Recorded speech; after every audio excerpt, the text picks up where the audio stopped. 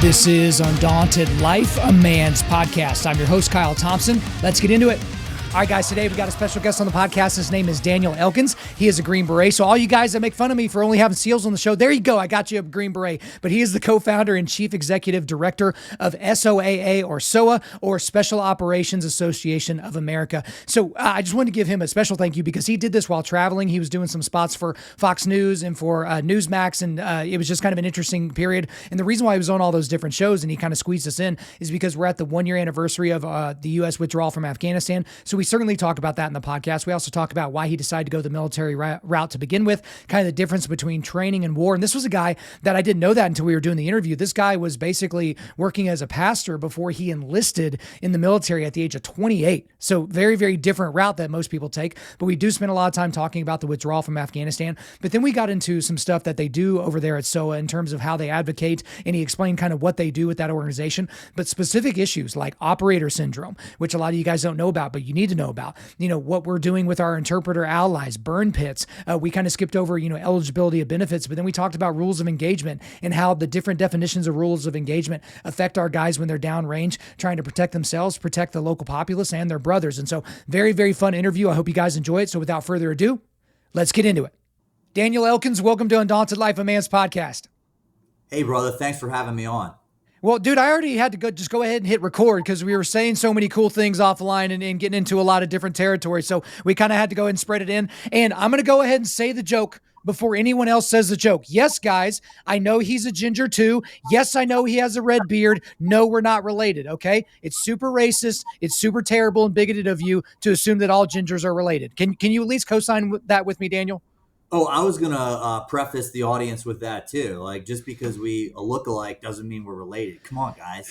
What is wrong with you guys? Like, we are not going to stand for such bigotry on this show, but we need to go ahead and get in and get everybody an idea of who you are. I talked about it a little bit in the intro, but anytime somebody decided to go the military route, that's always interesting to me. I grew up in Lawton, Fort Sill, so I was around military my entire life, but I went a different route, got a full ride to go to college, so I didn't really go the military route, and I kind of regret that to a degree. But you did. You decided to go the Army route, and then specifically Special Forces, which is not to be confused with Special Operations, which is the greater community, but Special Forces, that's Green Berets and different things like that. I know, dude, I used to say it wrong too, and I lament those days, but why go the military route, and why'd you want to be a Green Beret? Yeah, well, I mean, at least that I'm not a Navy SEAL, so that's Right. an important delineation. When I talk to people more often than not, they're like, "Oh, so is that kind of like a Navy SEAL in the Army?" And more often than not, I'm like, "Yes." Fine, just leave me alone. So my dad is a patriot. He was drafted in Vietnam, so I grew up, watching Rambo, playing G.I. Joe, and I just always wanted to serve. And then obviously the events of September 11th galvanized a lot for myself and a whole generation that served during the GWAT. But it took me some time. I was kind of a late bloomer. I lived a lot of life before going into the military, so I enlisted at 28. So I was kind of older for enlisting, but I was right at that age where most people were going to selection. So I went to selection when I was 30, and then the rest has been history. So I've been in for about 12 years now, and I love it. And you're still active duty, right? No, so I'm not on active duty. I'm in the National Guard. Gotcha. I, as an M-Day soldier, it's kind of the acronym they say for, not on any sort of set of orders, the citizen soldier. And that's what gives me the ability to do this, to help promote and advocate on behalf of members of the special operations community. Okay, so is that the same? Because we have a mutual friend in Tim Kennedy. That's where you and I met in DC when I was out there with Tim. So is that kind of the same thing that he's on? He's part of the National Guard, so he's still deployable technically? 100%. Yeah. Okay. So, a lot of people know National Guard, like 1 weekend a month, 2 weeks a year. Right. It's a little bit more intense in Army Special Forces in the Guard. So year in and year out, I'm typically away for about 12 weeks any given year, sometimes more. And then like every 3 years, typically a deployment somewhere. So yeah, Tim, he's in the same boat as me, still in a deployable status. And I think we'll both hang it up when they force us to, because we both love it. Yeah, it makes sense. So one thing that I think would be helpful, because you made the SEAL comment at the beginning, and I get crap all the time for having so many SEALs on the shows. It's like, guys, I'll talk to just about anyone that writes a book, and apparently only SEALs know how to write. So it's like, what do you want from me? But I know that a lot of guys, they look at SEALs and Green Berets and, Rangers and Marine Recon and, all these other different groups. They don't know how to delineate them. They just know that SEALs can swim, kind of. And so Right. what if you could kind of help us out, and you don't need to go down the list of everybody in the Spec Ops community necessarily, even though I know you know about them, but help most of us civvies understand kind of the differences in terms of where those, where those people would go to war versus this group, how they're used, right? Absolutely. Well, and for given a little bit of flack to our fellow SEALs in the community, I do want to say in a very legitimate way, the whole diving thing and being underwater and not breathing, that's a big deal. So Yeah. I am blessed, or maybe God hates me, I don't know, but I'm on a dive team. I joined the military because I didn't want to be underwater. But the hardest, most mentally stressful things, training iterations that I've done in the U.S. military are the dive events that people do to train up to go to dive school. And there's a mental aspect of being underwater when your body is telling you to go up and take a breath. And at that point in time, knowing that you are able to physiologically stay underwater the same amount of time that you've already been underwater before you actually pass out. And it's all psychological. So usually, most people run out of breath at around a minute 15. Physiologically, you could stay under for 2 minutes and 30 seconds before you actually pass out. So that's all mental. And that's something that I think is ingrained into the SEAL community. It's just a different set of stress. But to answer your question, right? So, there's a different tool in the toolbox for different things. You have a flathead screwdriver, you have a Phillips, you might have, a torque wrench, you might have a level, a wood saw is different than, a hacksaw. And kind of that's how I look at things, right? Okay. So you have, different elements that primarily are relevant to missions, one being water, one being land. And then you have kind of direct action. That's what, most people think of when they think the military or special operations. It's guys looking like they're on a SWAT team, going into a room, doing room clearing. And that's called direct action. And the SEAL community is really, really good at that in a water or maritime environment. And then, we have the Rangers, right? And the Rangers I would say, are a raid force. They're an elite light infantry. They don't operate in small teams. They still operate in platoon and company-sized elements, but they're really, really good at doing that direct action, on the ground. And that's all that they train. That's all that they do. Green Berets are a little different. We're more force multiplication, where we learn to shoot, move, and communicate. But really, what makes us different, and the tool that we are in the American arsenal, if you will, is this thing called force multiplication, right? It's the ability to go in, identify a group that needs to be trained, and then train them to a standard, and equip them to fight for themselves or alongside of us, right? And our pipeline is a little unique in regards to that, because we learn a second language, right? So I never thought I could learn a second language. Didn't think I was smart enough, but somehow the military managed to teach me French, and I'm grateful for that, right? So that's kind of the slight difference, and then what does the Air Force Special Operations do? No one really knows. It's still kind of a mystery. No, I'm just kidding. Right.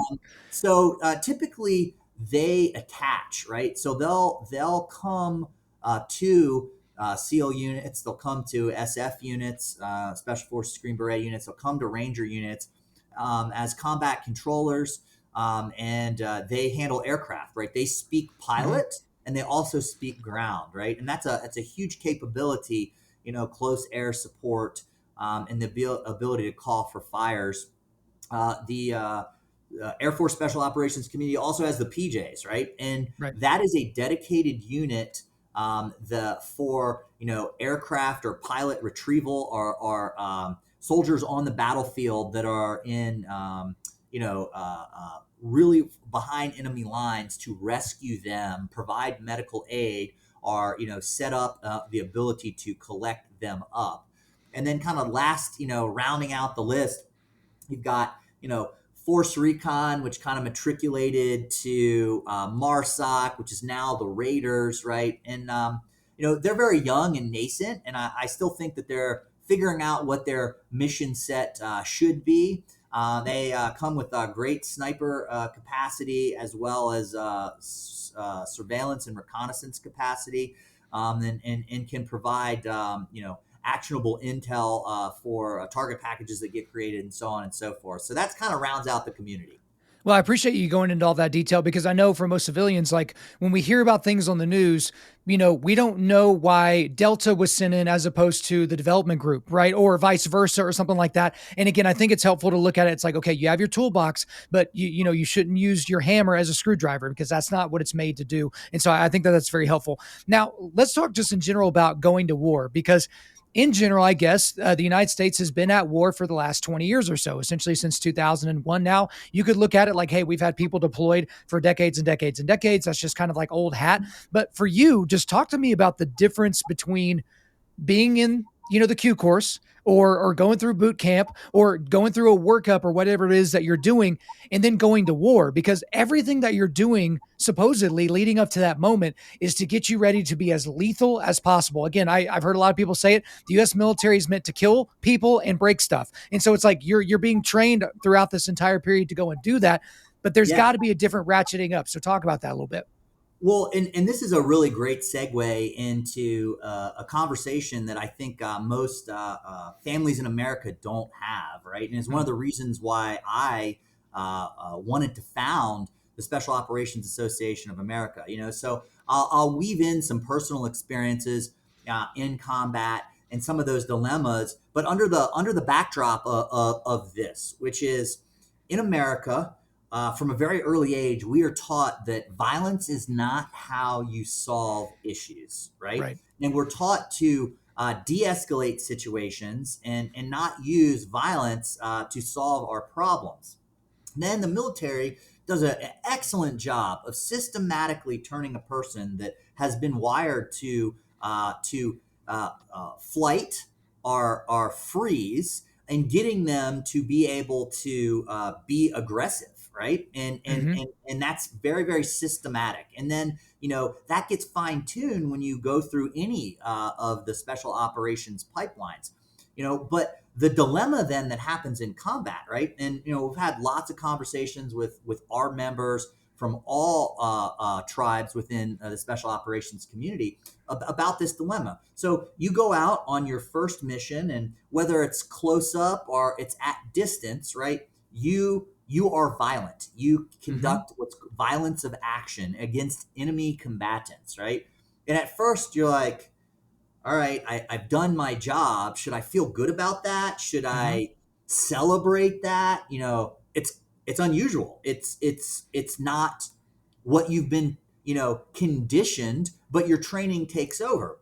And then you do it a couple more times, and then you kind of assimilate to this culture. And that's when you're getting back from a mission and you're high-fiving your buddy, or you start to take some pride in what you've done. But the reality of that is, you've just killed somebody, right? And now you're celebrating, and not to celebrate that it's great to kill someone, but you're celebrating that you've done a good job. You have been successful fighting an enemy. And then all the training, the years of training that you have to do that, add up, and then you transition back into society. And even if you're on active duty or you're in the National Guard, you go through a 4 or 5 day demobilization process, and then you're back in general pop, right? And I experienced, some transitional issues, right? And I'll be the first to say that, I haven't gone on hundreds of missions or anything like that. I want to be very clear to the audience, right? I am a combat vet from Afghanistan, but it's war's kind of like luck of the draw, right? And I'm grateful that I've been able to serve my country and go on a few combat operations, but I don't have a 20 years of experience with 9 combat deployments. But I think the issue really is the military is really good at turning it on, and then we just kind of are left to fend for ourselves when we turn it off. And that's a conversation that most people don't want to have, simply because it's uncomfortable. Yeah, it is uncomfortable. And also, I think there are a lot of conversations going on around dinner tables right now all across the country. As you know, and as most people know across the country right now, the U.S. military is having a hell of a time trying to hit all their recruitment numbers. And I think there are a lot of things that go into that. And perhaps Right. we'll be able to get into that here in just a second. Well, actually, let's kind of, I want to go back to something that you said, but we're going to spend plenty of time on SOAA. I'm glad you mentioned it, but we'll get into that a little bit later. So talk to me a little bit about the aspect of killing and the high-fiving, because we've had guys on this show before that were in different, special operations units, and they did some pretty crazy and kinetic stuff overseas. But I've talked to some of them specifically that they came into the military with a Judeo-Christian ethic, right? So Bill Rapier is a guy that comes to mind. He's an incredibly devout Christian, and he went in there and he obviously knows the difference between killing and murder. And in the 10 Commandments, that's talking about murder, the murder of innocent people, not killing in war. So I guess for you, give me a little bit, we're getting a little personal here from the beginning. Give me a little bit of what I guess your worldview is, or was, before you got into the military. Did you have a Judeo-Christian ethic? Would you consider Yeah. yourself a Christian? Did you hook your ponytail to a tree and pray to the gods of the roots or whatever thing like that? And then, talk about how that affected once you got into things, because it's weird to people seeing guys high five after they kill a buck, much less a terrorist. Right. No. All really, really good questions. Big reveal to the audience, and to those listening. Kyle didn't know this prior to the conversation, but I had a very, very strong faith. Still do. I actually went to Bible school and was a missionary for a few years, Okay. and then I was a teaching pastor. Okay, and, yeah, I definitely did not know any of that. So there we and go. then That's why I my question sounded so stupid to your ears, but go for it. and then I enlisted in the military. But everyone doesn't come from the journey that I have had, or many of your listeners have had. But I do think what I have personally seen, and this is anecdotal, right, is that whether it be a faith-based set of values, or just someone that has actually put deliberate thought into their actions, I have found that those who have thought about the situation, ad nauseum prior to the event actually happening, Mm-hmm. tend to be better equipped to adjust to the stressors and the emotional toll that events like that can possibly have. Now, that might not necessarily be taking another's life in combat. That Yeah. could be losing a teammate, right? Which I, Mm-hmm. unfortunately experienced on my rotation. And that can be very difficult unless you have thought through the reasons why and the justification why. I remember watching American Sniper prior to being in the military, and I'm pretty sure it was prior to the military. We'll have to Google that and find out. Yeah. But the opening scene where there's this, I believe it's a little boy who's going to pick up a rifle, and he's having this kind of self-talk, and he's like, "Don't do it, Yeah. don't do it, don't do it," right? But those types of scenarios are happen, and a lot of times people in those situations that haven't thought that through do Yeah. something, and then they're dealt with the aftermath of that, and that's extremely problematic. I'm grateful for the pipeline that I went through in training, because it put us intentionally in very, very difficult situations. But not everyone in the military is afforded that. Like, I signed up to be at the tip of the spear. And there's others that are further closer to the actual point than I. But I wanted to do those things.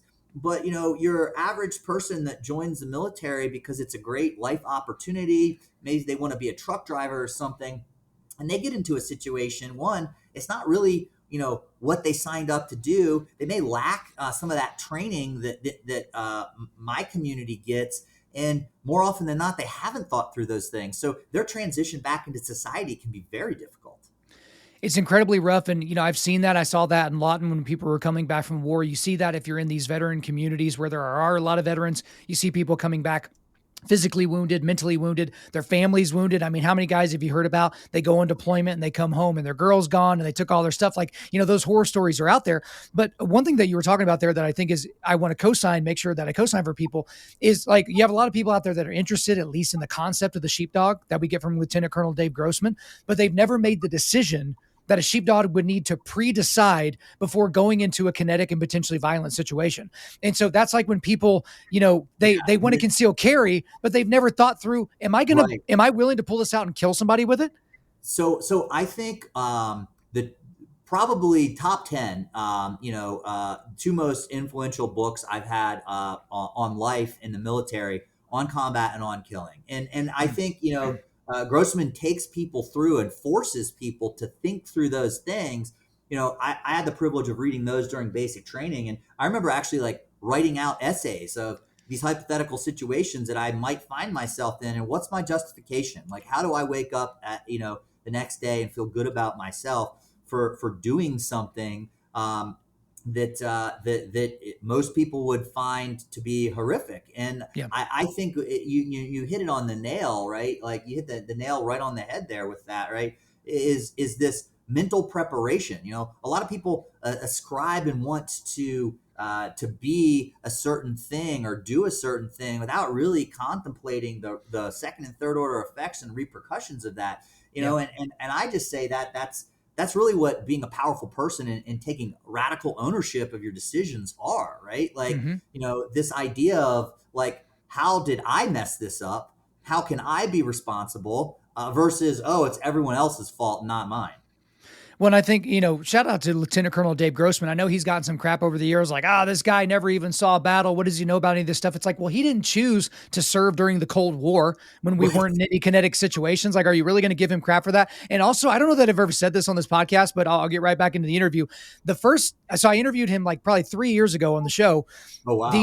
The audio, the only time since 2017 that I've ever done an interview where the audio messed up. Essentially, we could not retrieve the audio. And we did like a 2.5 hour long interview. So wow. I reach out to him sheepishly, like, oh my gosh, I finally got the on combat guy.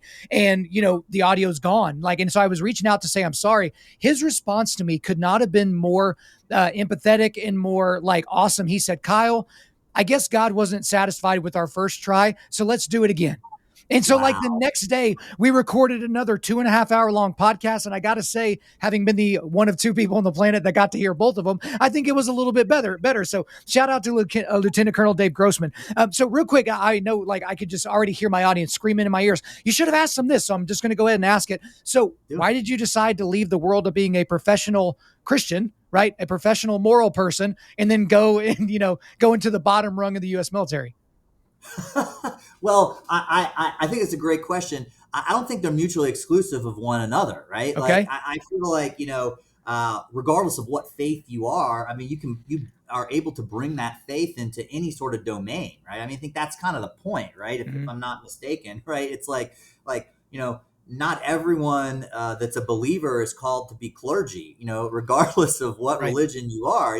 We live in the world and in society, and so my faith has been very important to me in my own personal journey.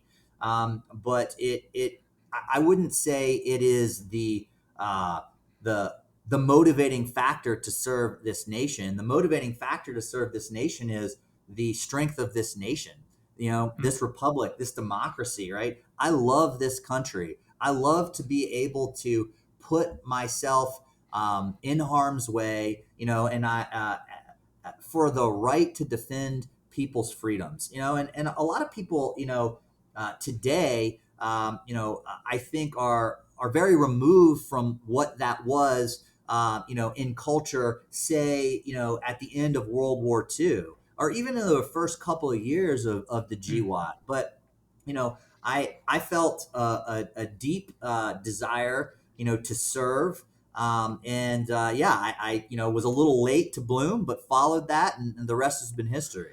Now, it took you a whole 20 something minutes before you started going all military with your acronym. So, guys, GWAT is the Global War on Terror. So, don't sneak in a whole bunch of those, okay? Because most of us can't follow. All right, Daniel, we need you to, we're all dumb over here on this side of the camera. Look, I'll break it down for you, Barney style. No worries. It's Okay. two redheads talking to each other. We got fingers and toes. We'll figure it out. But no souls, and that's just kind of the end of it. That's us on the ginger side. So we've got to talk about Afghanistan, because I know that you just did a hit, and I said in the intro, obviously, like you basically were able to squeeze this in between hits on Newsmax, because this week is essentially the week. I think it was actually August the 15th, and we're recording this on August the 16th. August the 15th of 2021 was the day that Kabul fell, which essentially was the United States' last day in control of the country of Afghanistan, and it wasn't until the 30th of August of 2021 where, the last boots were no longer on the ground in Afghanistan, as long as I've got my dates correct. So I talked to a lot of people during that week after, right? Whenever it looked like we were going, I knew some people that were on the ground there. Holly McKay, shout out to her. She's a war correspondent. She was on the ground as, basically all these small towns in Afghanistan were falling. It was a very, very sketchy situation. And then I talked to some guys after. I had a lot of people on my show, and these were guys that were, retired military, some Gold Star widows, but almost all these people had a direct connection to Afghanistan. Yeah. Either they served there and spilled blood there, or they lost people there, and nobody could quite get it. And it hasn't gotten better as time has gone on in terms of our understanding of why we withdrew, or why we withdrew so hastily. And I know some people were very, very vehement about getting out of Afghanistan to begin with, but then when they saw how the Biden administration handled that and how the military leadership handled that, again, I can say that, you can't, they were just appalled at the incredible lack of leadership, lack of fortitude, and lack of planning.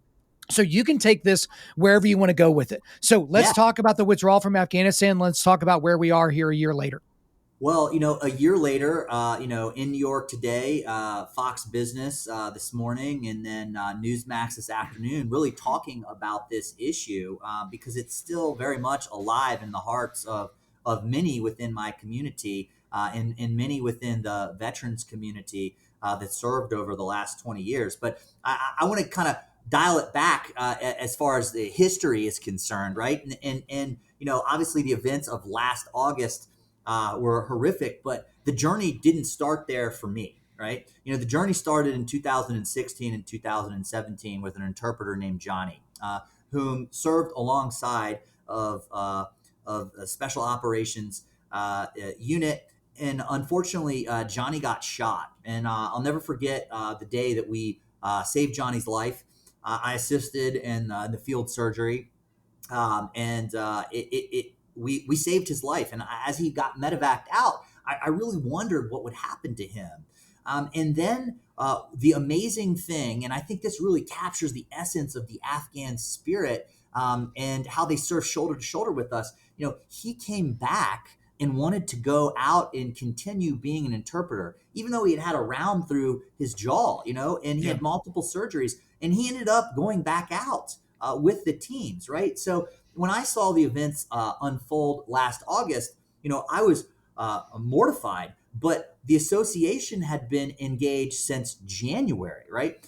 Because one of our main important issues was our SIV allies and getting them out of Afghanistan. So, we started to hear from, people on the ground. That's our mantra. We have the ground truth. We bring the ground truth in a way that no one else can, simply because of the people who are our members, have that actual ground truth. And, we were averaging, 1-2 interpreters or members of the community reaching out to assistance for their interpreters in January of 2021. By June, it was up to like 10 a day.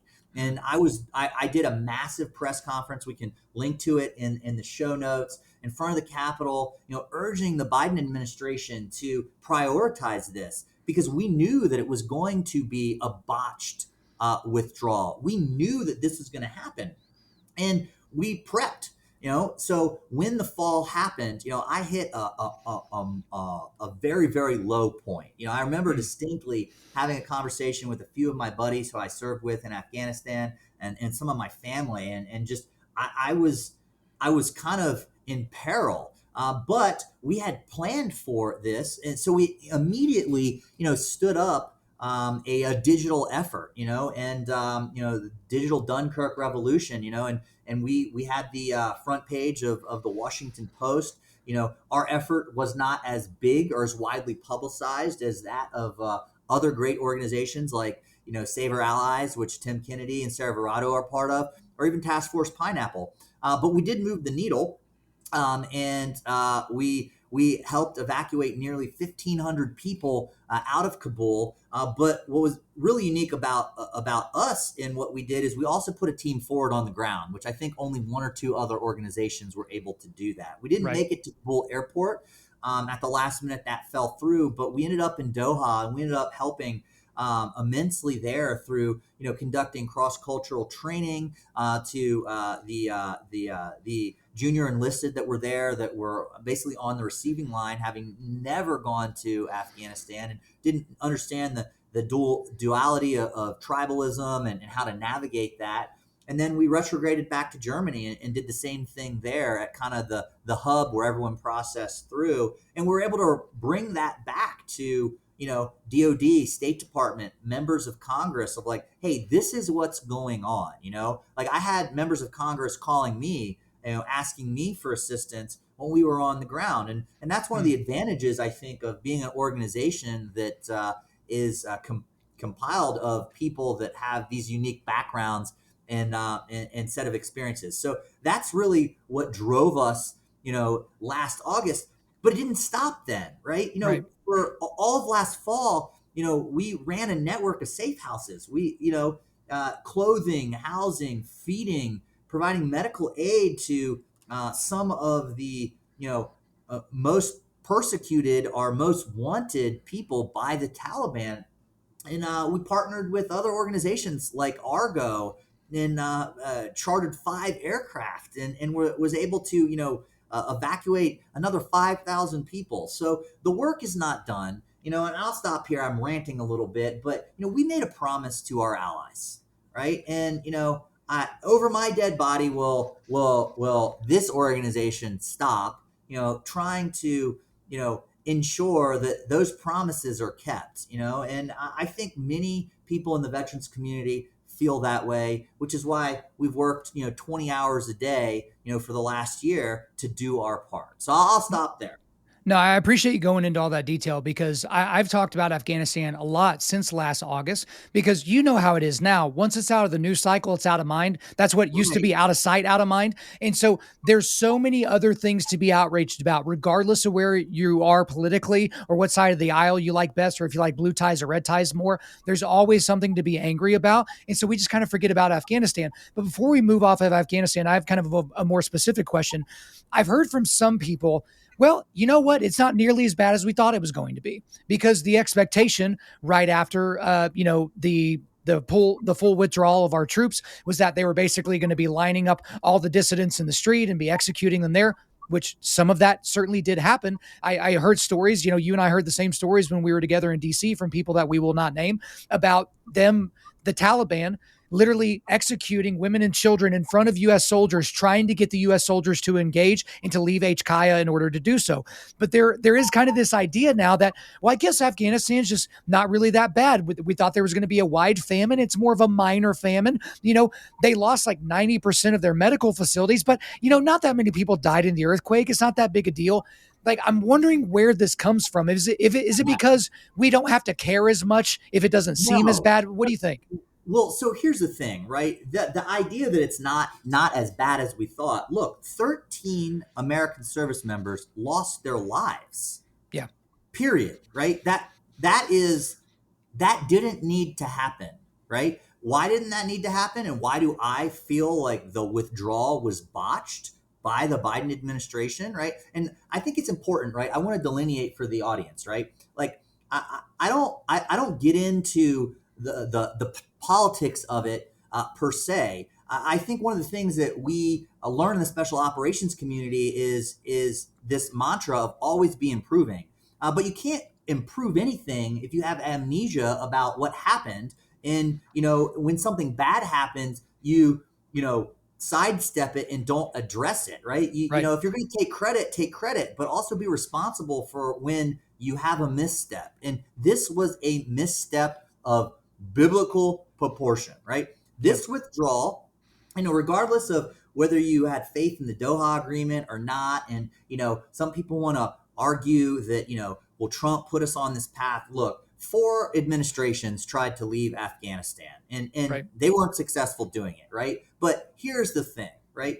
The withdrawal was coordinated, pre-planned, and imminent, right? So for something that is a known action to be conducted by the State Department, right, to go that wrong, like I think we need transparency and accountability on that, right? We need to ask the really tough questions to ensure something like this doesn't happen again. And then there's the emotional toll that it took on our veteran population. I mean, just recently we had one of the service members that lost their lives last year. A family member took their own life, right? Like, Yeah, at a memorial service. Horrible story. Yeah, it's absolutely insane to think that this didn't have cascading effects. Let alone to not get into the national security aspect of this, and what does it signify to our allies, right? So, like, was there this massive purge? No. Had amazing Americans who I am proud to serve alongside, both in and uniform and out, not stepped up and filled the gap that was meant to be filled by the federal government, I think we may have had a massive tragedy on our hands, right? Way worse than it was. And that's not to discount the fact that currently the Taliban regime uses torture and, and scare tactics to hold down a population. And, they, force people to model a religion because it's Sharia law. These types of things I think are not the bastion of freedom and and hope, and that's where we are a year later. So there's a lot of stuff there. The thing that I feel like is most important is a lot of folks looked at that situation and they were just shocked and appalled. And I think it started that conversation I was talking about earlier around the dinner table of, patriotic families that maybe don't necessarily want their kids to go into the military anymore because they're like, I don't want my kid to die. That's number one. Number two might be, I don't want them to come back, but then be mentally or physically jacked up. Or I don't trust the leadership right now of all these generals that just continue and colonels that just continue to fail upward. And then whenever they finally decide they want to get out of the military, they get some sort of cush job at, a military contractor or something like that. And they're profiting off of a lot of the decisions that they made that went wrong, 2 or 3 years prior. But then you also have some of the wokeness in the military stuff. I've had people reach out to me directly saying, hey, my unit's telling me I have to put my pronouns in my email signature now, and they're doing enforced diversity, equity, and inclusion training. And it's like, wait a minute, are we not supposed to be training on being as lethal as possible?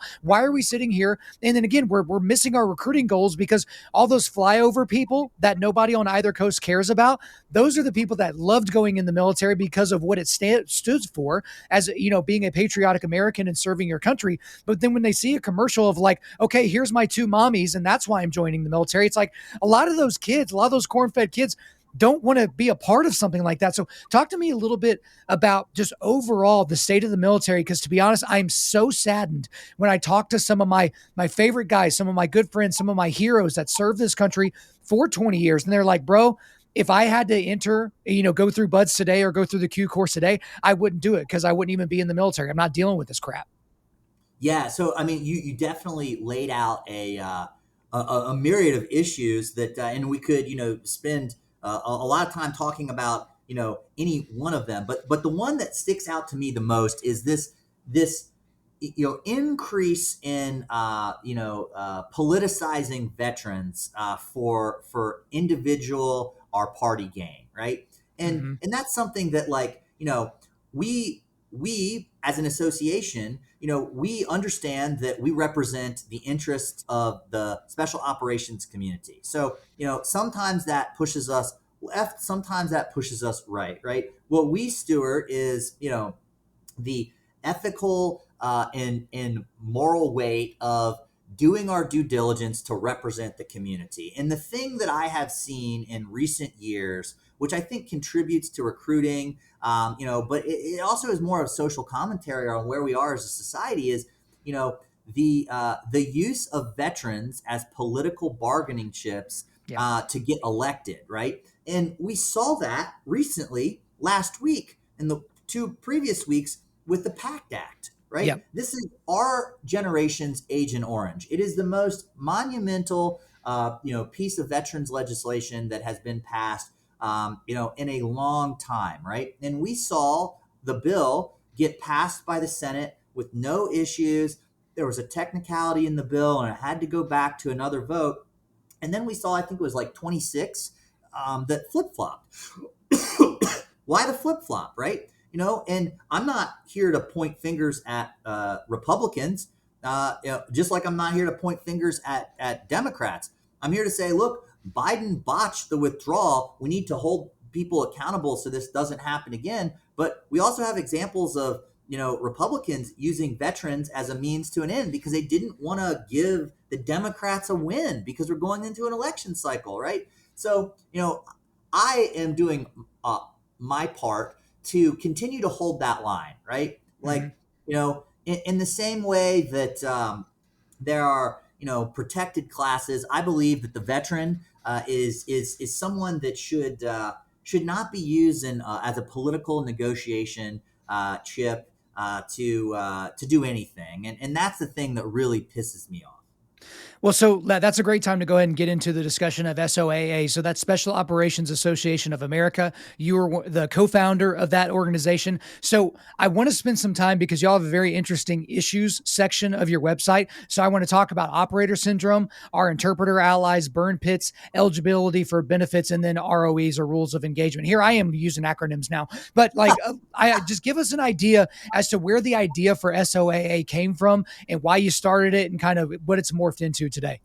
Yeah, absolutely. So, being in the National Guard, I've had a civilian career, and that civilian career has always been in veteran advocacy. So I started with the VFW, worked my way up, worked for Veterans Education Success. Then I became a legislative director for the Enlisted Association, and then an executive director for the Veterans Education Project. And, the whole time I kind of was matriculating through the pipeline for SF and, kind of started to get my grounding, as a junior member on a team. And I start looking around in DC, and I see all these veterans groups that have significant amounts of power. I mean, we're talking about the VFW and the American Legion. Every year they get their own hearing. Every year, their own hearing to present their top 5 or 10 priorities to the full committee, right? That is a lot of influence. And I'm not saying that it's unwarranted. What I am saying is that I recognize that level of influence, and then I realized that no one was advocating on behalf of, the men and women that are part of the special operations community. And when I really looked at it, we collectively had the preponderance of effort since 2014 onward, right? And moving forward, it's pretty much just the special operations community that is being utilized. Obviously, the 82nd, 101st gets deployed in certain areas, maybe peacekeeping missions, or, obviously Ukraine is a thing. But when it comes to actual people being in combat, it's asymmetric, irregular, and unconventional warfare. And I just saw this huge gap. So I went around to these big associations, VFW, the American Legion, the Wounded Warrior Project, and I met with their leadership and asked if they would start something in their association to advocate on behalf of this segment of the community, and they all said the same thing. We've tried, it doesn't work. I was like, well, why is that? And the executive director of American Legion, he said it best. He said, it's all about being authentic. He's like, Daniel, you're a combat veteran, from the special operations community. If an airman from who had spent his career in Minot, North Dakota, as like a ham radio operator, came into your office to try and talk to you about something that CAG or Dev or 175 did, how would you take that person? And I probably would tell them to get out of my office. They don't know what they're talking about. And he Right. basically was like, exactly. And that's why it needs to be started and founded by people from the community on behalf of the community. So, I kind of took that guidance. We ended up meeting with a lot of large nonprofits around the United States, like SEAL Foundation, Green Beret Foundation, Special Forces Association, Luttrell, Chris Kyle, MARSOC Foundation. And what we realize is all these groups are doing great things for their specific tribes, but it's all downstream of the issue. It's like benefits, ride-a-thon, scholarships, transition, honor the fallen, retreats, so on and so forth. But no one was based inside DC. No one was going to Capitol Hill to talk about, relevant issues. No one was engaging in national security in the way that we are. So that's really where SOAA was born. And as SOAA has kind of grown, there's 4 legs to the table. The first one's advocacy. And a lot of people, that's really easy to understand. That's what we do. We learn and hear what's going right, what's going wrong, what needs to change, and we make recommendations and we advocate on behalf of our members. The second thing is a little bit unique to our association, and that is national security policy, right? So we have the unique ability of, possessing security clearances. People who have just transitioned out of the military, their clearance is still active. They have subject matter expertise in an area, and we can afford them connection to actually be able to inform, politicians or stakeholders in the administration or even DOD to help them make better informed decisions, right? And then another thing that we've been working on, the third leg of the table, is this thing called the military-civilian divide, right? It's really hard for people to understand what, someone in the military does. It's even harder for someone to understand what members of the special operations community do. So, Sure. We are continuing to partner with the various special operations commands, right, to amplify recruiting efforts, to highlight great stories of the brave men and women of this community on and off the battlefield, in and out of uniform, to showcase the amazing skill set that we bring to the table after the rigorous training and selection pipelines that we go through. And then the last piece, the last leg of the table is our overseas allies, right? We understand that the idea of America and the war fighters on the ground can't do it without overseas allies, right? So Afghanistan is one of those examples, but Ukraine is also another one. I spent April and May in Ukraine and delivering humanitarian aid, and we're in the process now of working with the Ukrainian government to bring trainers over to help train their forces to better be equipped to combat Russian aggression, right? And we're coordinating with DOD and the State Department, with all of our proper certifications. I don't know how many nonprofits in the United States, have a ITAR certification, but it's a very unique position to be in because we have this unique skill set that we can bring to bear. So that's kind of where SOAA came from and some of the stuff we're involved in. Excellent. Well, let's go ahead and dig into some of the issues. And you talked about one of them there with our interpreter allies. So I feel like we've covered a little bit of that. But there are some other things that most civilians are just simply not aware of. And so, guys, this comes directly from the issues section on their website. Their website will be in the show notes, so you can check that out for yourself. But the first one is operator syndrome. So give us an idea of what that is and what you guys are doing in order to kind of counteract that. Yeah. And this is like what I consider to be one of our top priorities, right? So operator syndrome is, the easiest way for, the audience to understand is like concussion syndrome, right? Mm-hmm. So think NFL, the famous movie that I think, I don't know if it was Will Smith. It was Will Smith. I think it was called Concussion. Yeah. Concussion. Yeah. So I forgot because I've had too many. So not everyone has a TBI, right? An acute blast or a major concussive event.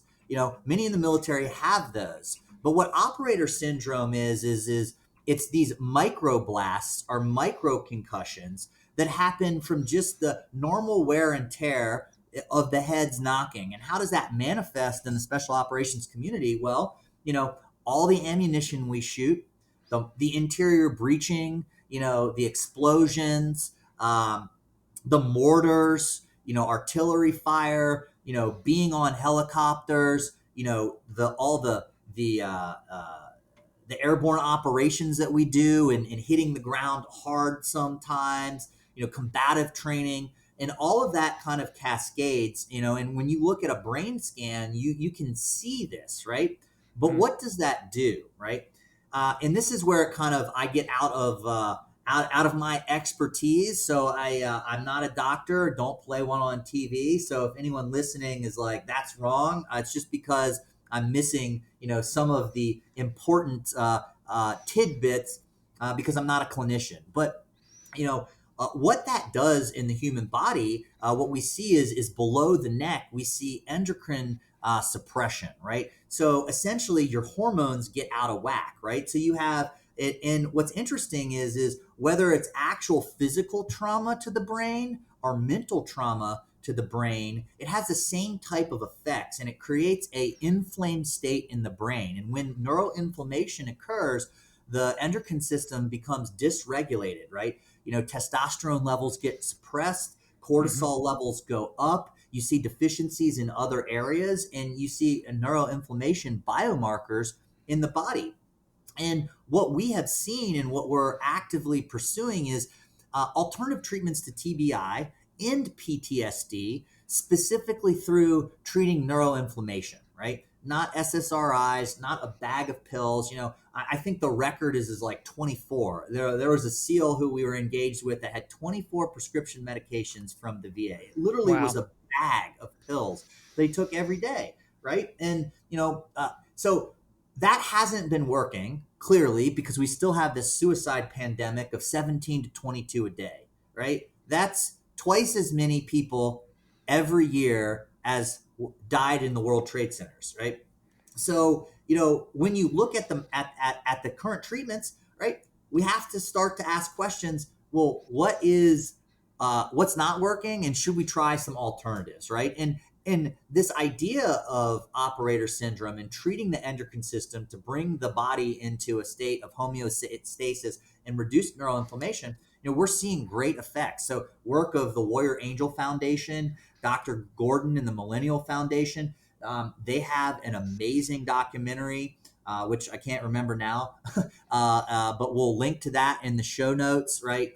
And we sponsor people and put them through their neuroinflammation protocol, and we've seen high levels of efficacy for people who have gone through that. But the other thing that I think your audience is going to really kind of be blown away by, right, especially those that have a more evangelical traditional background, is psychedelics, right? Psychedelics, magical mushrooms, right? So we are seeing anecdotal evidence, because we can't study it in a double-blind study because of how it's regulated, but we're seeing families be restored. We're seeing people who are on the verge of being chaptered out of the U.S. military, going on trips down south, going to Mexico, going to Peru, and doing one of 3 or 4 psychedelic treatments. And it's kind of like doing 10 to 15 years of therapy in a weekend. And it's not done in a party sense. There's a doctor or a professional that guides you through what you're experiencing.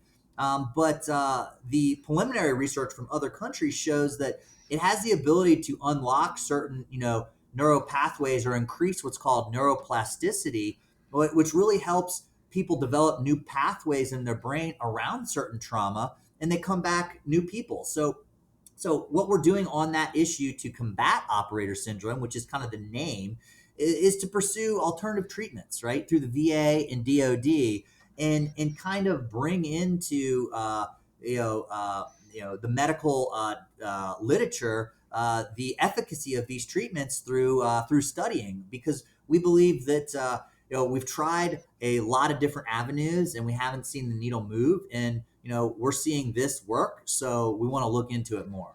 Well, I appreciate all the detail on that and there's so much more that we can get into. I mean, we literally could have we could have done the entire podcast today just on operator syndrome because obviously, one of my good buddies was a breacher and the stuff that he was able to do just in the experimentation phase of trying to figure out how to do certain things in certain areas, you're constantly getting those little mini blasts, blasts, and that's has a very deleterious effect over time.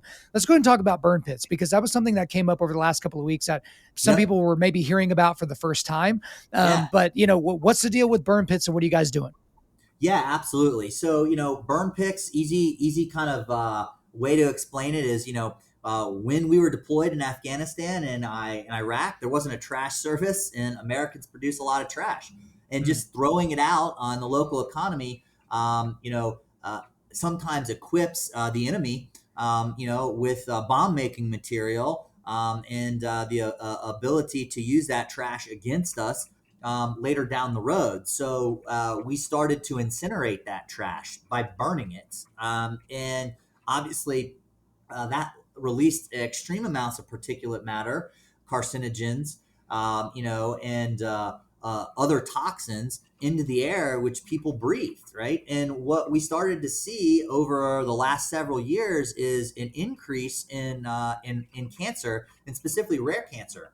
And what's interesting is within the special operations community, the cancer rate is sometimes 300% higher than the rest of the military or the general population.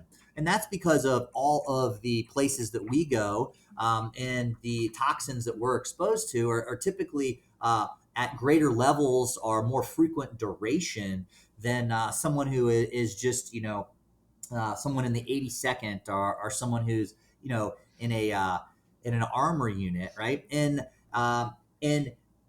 the last several years, the collective veteran community has been trying to get these conditions, these respiratory issues, these rare diseases that are associated with burn pit inhalation, as service connected for VA disability and VA treatment, right?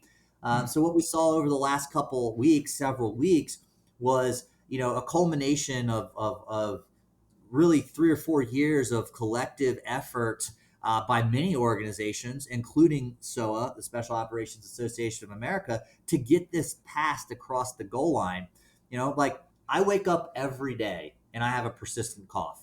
And it really, really sucked during COVID because everyone thought that I had COVID Yeah. all of the time. I always cough, and that's the result of burn pit inhalation and breathing bad air in various regions around the world. And I've been to the doctors and, lungs are clear right now, but, don't know what's down the road 10, 15, 20 years from now. So we saw this massive passage. I think it's a great win for our generation of service members. And now we go through the implementation process, which has its own set of issues. So that's a little bit of a background about burn pits and what we've been up to and how we've been engaging. Well, I appreciate that. So you talked a little bit about eligibility of benefits, and I feel like for the most part, a lot of people are at least somewhat familiar, at least vaguely familiar with the eligibility of benefits. But if you talk to anybody that was in a combat role at any point over the last couple of decades, ROEs, rules of engagement, was a major, major issue.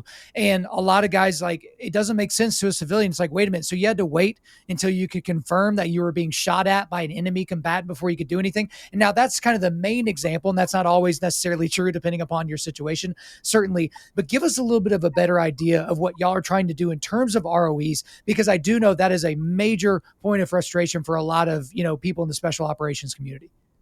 So, like, and this is a multifaceted issue, right? And I think restrictive ROEs come down to accountability and oversight of the individuals engaged in combat, right? But we're of the mindset that, you've invested millions of dollars into each individual in a special operations community, right? You entrust them to, steward, $50 million of equipment. You entrust them with national secrets, sometimes at the strategic level, to negotiate on behalf of the U.S. government in some cases, and then you can't trust them to make good decisions in combat, right? And that's a a very black and white way of discussing the matter. But really what it came down to is me, when I was deployed in 16 to 17, I had the unique opportunity. It was my first SF combat deployment and my only one thus far. Where I had the first 3 or 4 months, it was the end of the Obama administration, and the last 3 to 4 months were the beginning of the Trump administration. And I watched the pendulum swing so vastly that I had to step back and say, I get different ways of, the commander in chief, waging, our counterterrorism strategy, but this literally affected the ability for the team to be safe on the ground, right? And it's not just as cut and dry as, oh, well, we have to be shot at before we can return fire. It's kind of like identifying hostile intent, right? Like, so imagine observing, four military-aged males in the middle of the night bearing a round cylindrical object in the middle of a road in a known Taliban area, right? And not being able to do anything about it, even though you have legitimate intel there that you've positively ID'd weapons, and and not being able to execute against that, right? So I think we have to have a conversation, because I think a lot of our politicians don't know what the ground truth is, right? Another really interesting example of this is the rules of engagement for named operations. You have, Noble Eagle and Enduring Freedom. You have partnered with NATO and partnered with non-NATO forces. And each of those named operations had different force protection requirements. So what does that mean, right? That means that in one of them, when U.S. forces went out with their Afghan counterparts, received contact by the enemy, Americans were allowed to return fire because Right. we were one and the same, right? And that builds that camaraderie and that trust. Then all of a sudden, we go out on a NATO mission with NATO allies, Right. and that changes. So the Taliban is they're smart, right? They recognize that. So then they send harassing fires, or they'll set up an ambush for just the Afghans, and then that call for help comes, right, from someone who you possibly had done a mission the day before with under a different named operation, and they're calling for help. And you sit by and do nothing because you are not allowed to, because your ROE restricts you from doing so. And what does that do to that person? Let's say he watches his brother die, or he gets wounded. There's a high potential in a situation like that to, make an enemy combatant of that person right away. And it's unfortunate, but in some cases, that's how some, force on force or blue on green events have happened, right? And a lot of people don't know that. And that's one of the reasons why we want to continue to bring the ground truth, because, that doesn't always matriculate down to, the policymakers and the decision makers, by the U.S. government or by the media. So it's our job to make sure that that happens. Well, I'm so glad you're covering all the ground that you're doing with Special Operations Association of America. Like, I absolutely love the stuff that you're doing, at least just from even just researching before we got into this. I knew some of this stuff, but I didn't know all the details. And so you never want to be the guy that's out there spouting information that it's not exactly accurate. How can our audience help support SOAA? Yeah, absolutely. So, right now we are fundraising around two main areas. So go to the website, www.soaa.org or SOA.org. There's a donate button there. We take crypto. If any of your audience wants to donate crypto, we very much, appreciate, any effort. We're currently trying to fundraise to put a team into Ukraine to conduct this 30-day training operation. And we're currently fundraising around the ability to put more people through this neuroinflammation protocol and get them the help that they need. So, feel free to reach out to us at contact us, click on our website and, just shoot us an email. And we appreciate any effort that our donation you give. It's tax deductible. Awesome, man. Well, that's all for me. Is there anything else you want to get off your chest? No, man, it's been a pleasure, and look forward to doing this again. There you go, guys. I hope you enjoyed my interview with Daniel Elkins. But before we let you go, we are going to do a quick resilience boost. At Undaunted Life, our mission is equipping men to push back darkness with content that forges spiritual, mental, and physical resilience. So I've got a link to the SOAA website. So that is SOAA.org. I've also got a link to it was the thing he was talking about earlier in the show, where it was calling on President Biden to take immediate action on immigrant visas. So that was a press conference that he did. And, we're still kind of working through some of the stuff. So there may be some more links in here that I haven't had time to really get through. So they will be listed there for your pleasure as well. All right, guys, thanks so much for listening to the show. We do appreciate it wherever you're listening to this. Please subscribe, rate, and leave us a positive 5-star review. If you want me to come speak live at your event or on your podcast, just shoot me an email to info@Undaunted.Life. That's INFO@Undaunted.Life.